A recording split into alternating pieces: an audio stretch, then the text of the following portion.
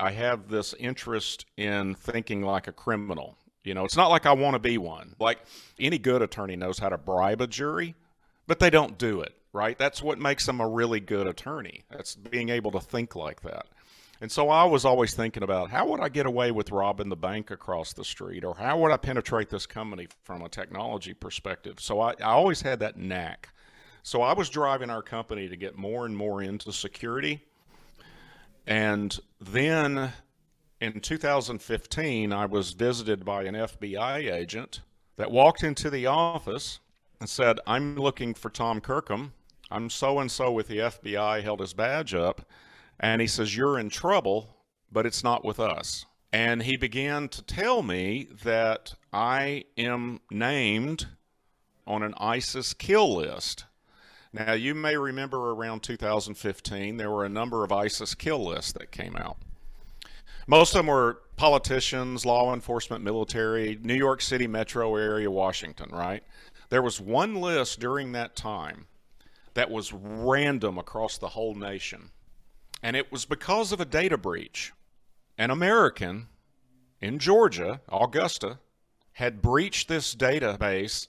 She had breached that database, and she was part of the United Cyber Caliphate, which is, at the time, was ISIS's National Security Administration, or U.S. Cyber Command, and they were highly skilled. But she sent that in and said, "Make this a new kill list." And so that's what they did. Okay, and hold on. it really increased my passion for going into cybersecurity. No kidding.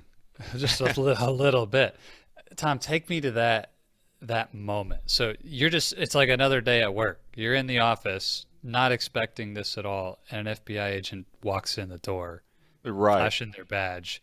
What are you thinking initially in that moment? I mean, can you remember like the first thing, like what happened right there in that? Right. It was in July. I may have said May, but it was actually happened in July, and it was right around July 4th, and I can't remember what day of the week it fell on that year. It might have been a Saturday, and the whole office was closed except for me and one other person who is our president now, and it was just me and him. So, it would have been, nobody would have believed me if I didn't have an eyewitness to all this stuff. But he comes in and he's going, yeah, and he's in a polo shirt and blue jeans, and he's like 30-ish, I would say it didn't really click. It didn't begin clicking until about 30 or 45 minutes into the discussion.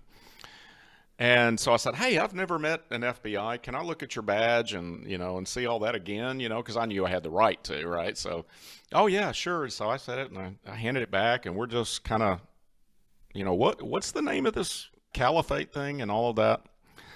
And so finally I said, "So what does this mean? They're going to, try to hack into my bank account or whatever?" And he goes, "No, they've designated you to be killed. They want you assassinated, murdered." And that's when the gravity of the situation really sunk in. And of course, when you really start thinking about it, not only do you have personal protection, but you got to think anybody around you could become a possible target. So immediately I said, well, I've got to notify family and friends and colleagues that I'm on an ISIS kill list, and just understand that the likelihood of anything happening to me is extremely slim. And it's not like I got to worry about someone coming over from the Middle East to kill me. What they really were doing, one of the things they were doing, was recruiting lone wolves, other Americans that are sympathetic. They want to be a part of ISIS. And we just happened to have a couple living here in my town, and they eventually ended up getting arrested just before what I think was an imminent attack on a shopping mall. So I had to worry about that, and so I didn't talk to anybody except those that needed to know for a couple of years. Would you describe that relationship that you shared with me earlier and why it's, ultimately the leader's responsibility to protect the organization when it comes to these cybersecurity issues?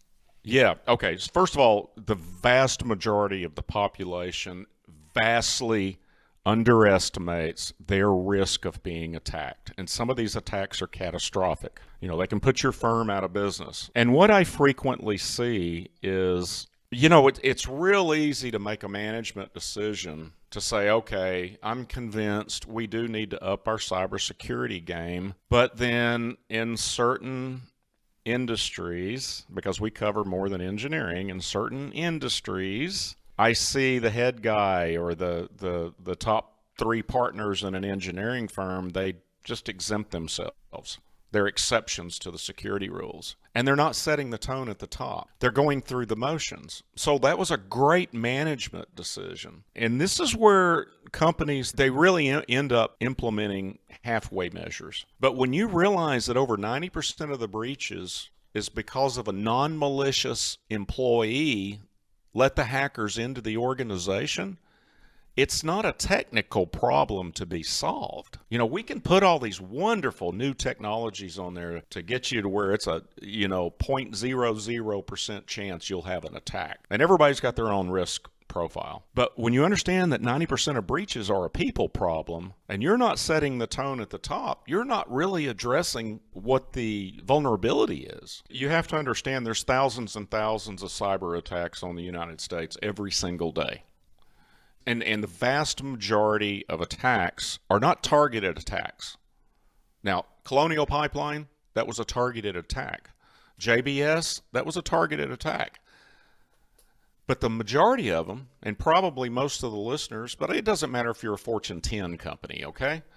Ford Motor Company, JBS, they're all vulnerable. And they're more prone to a targeted attack. But the majority of them are done by bots, and they're done at scale. It's a one-to-many con. They're blasting out 100,000 phishing emails.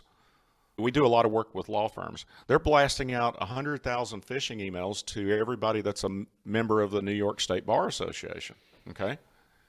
All they're thinking about is conversion rates. Well, man, if just 1% pays a ransom of average of $10,000, that's a $10 million payday. Just 1% conversion rate. They never even know or care who's paying the ransom. At no point, the whole systems are automated. It's not do-it-yourself any longer. Yeah. I mean, it's just not. You've got to go to the experts to really understand it. And you can just engage them with advice. You can get a vulnerability scan done on your network. You can cut your risk in half to your entire firm if you implement continuous cybersecurity awareness for everyone in the firm. That'll cut your risk in half. These guys that do the psychological manipulation, they're good. You know, the days of broken English, misspelled words, bad graphics on these emails, I get a chuckle when I see one because they're so rare anymore. I mean, they can fool me. You know, we simulate phishing attacks in our company every week, and there's only one person that's got a 100% score, and I'm not him. I've been fooled, and it's something that I'll be working on my Google security settings, and it just so happens that I get one of these simulated phishing emails that saying, hey, your Google security settings changed. And I'll click on it, and the next thing, I've got a 2-minute training video on why I fell for it. Oh, my goodness.